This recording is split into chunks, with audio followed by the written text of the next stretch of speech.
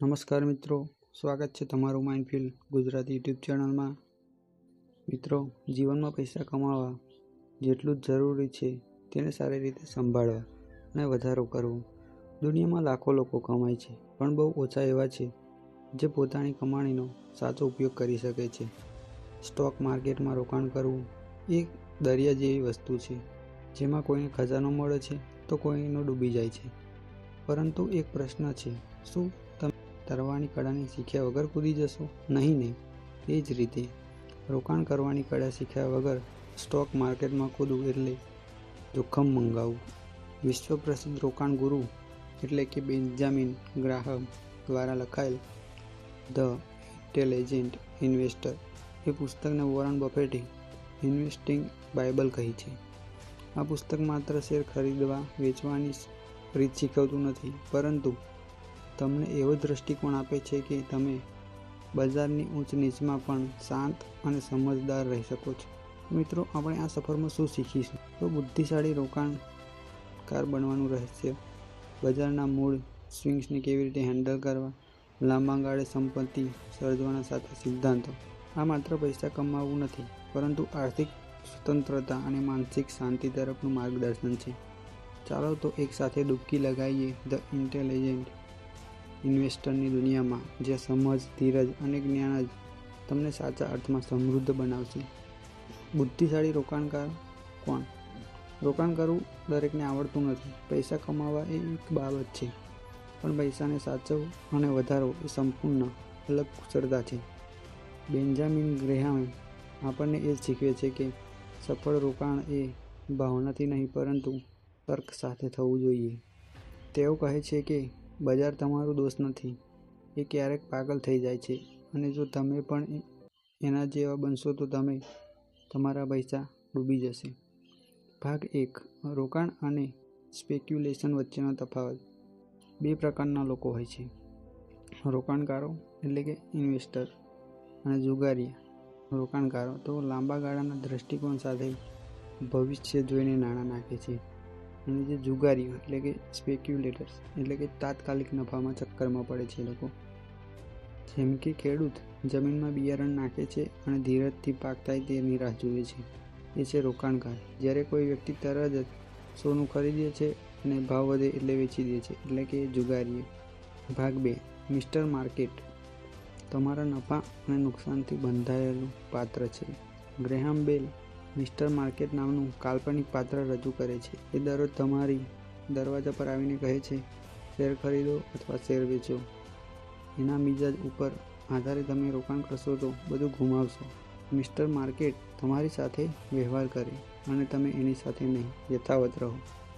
ભાગ 3. મૂલ્ય રોકાણકાર એટલે વેલ્યુ ઇન્વેસ્ટિંગ. યોગ્ય કિંમત કંપનીનું વાસ્તવિક મૂલ્ય. જો શેર તેના વાસ્તવિક મૂલ્યથી ઓછી કિંમતે મળી રહ્યો હોય તો જ ખરીદો. જેમ કે તમારે ઘરે ટીવી વેચવાનો પ્લાન છે, એની ખરીદ કિંમત 30,000 છે, કોઈને જોઈતું હોય તો 15,000માં તમે આપશો? નહીં ને. એમ જ ખરીદી પહેલાં મૂલ્ય સમજો. ભાગ 4. સલામતતાનો અવકાશ એટલે કે માર્જિન સેફ્ટી.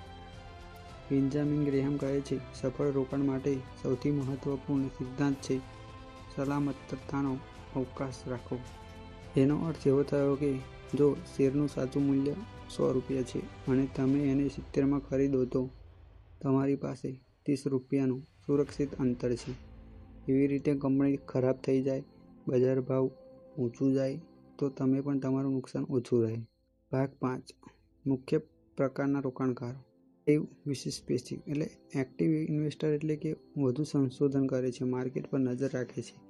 અને પેસિવ ઇન્વેસ્ટર એટલે લોંગ ટર્મ રોકાણ કરે છે, નિયમિત રીતે રોકાણ કરે છે. જો તમારી પાસે સમય અને અનુભવ છે તો તમે એક્ટિવ ઇન્વેસ્ટર બનો, નહીં તો SIP એટલે કે સિસ્ટમેટિક ઇન્વેસ્ટમેન્ટ પ્લાન જેવો પેસિવ રોકાણમાં માર્ગો પસંદ કરે છે. ભાગ 6. ડિવિડન્ડ્સ, અર્નિંગ અને માર્કેટિંગ ફિઝિયોલોજી. મોટાભાગના લોકો ફક્ત નફા જોઈને શેર ખરીદે છે, પણ કંપનીનો નફો, ડિવિડન્ડ અને મેનેજમેન્ટ કેવી રીતે છે એ મહત્વનું છે. ઉદાહરણ તરીકે, બે હોટલ છે, એક હંમેશા ભરી હોય છે અને બીજી બાજુ ખાલી. તમે પૈસા કયા હોટલમાં લગાવો છો જે સમજદારી એ છે કે દર વર્ષે નફો આપી શકે તેવી કંપની શોધો. ભાગ 7. How to analysis company. એટલે કે એક બુદ્ધિશાળી રોકાણકાર નીચેના મુદ્દા પર ધ્યાન રાખે છે: કંપનીનો નફો, લોન, ફરજ, મેનેજમેન્ટ, મૂલ્ય અને શેર કિંમત. ભવિષ્ય જોયું છે તો ભૂતકાળ પણ જોવું. પાછલા 10 વર્ષમાં કંપનીએ કેવી રીતે પ્રગતિ કરી છે તે તપાસ. ભાગ 8. બજારમાં પેનિક અને ગ્રીડ. બજાર જ્યારે ડૂબે ત્યારે બધા ડરે છે, પણ એ જ સાચો સમય છે ખરીદી કરવાનો.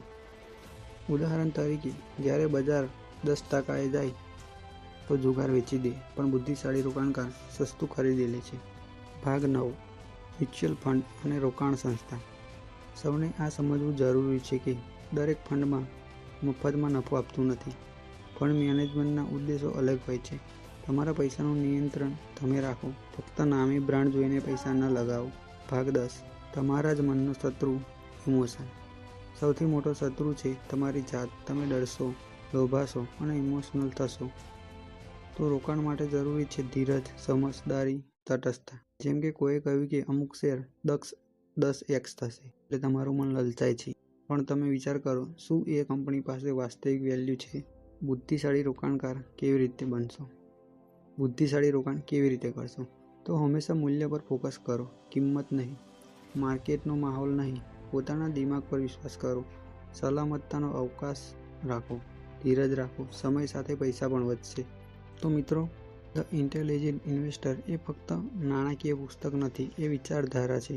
આજના યુગમાં જ્યાં બધા ઝડપથી પૈસા કમાવાની હોડમાં છે, ત્યાં બેન્જામિન ગ્રેહામે શીખવે છે કે સફળ રોકાણ એ ધીરે ધીરે, વિચારપૂર્વક અને શિસ્તભર્યું હોય છે.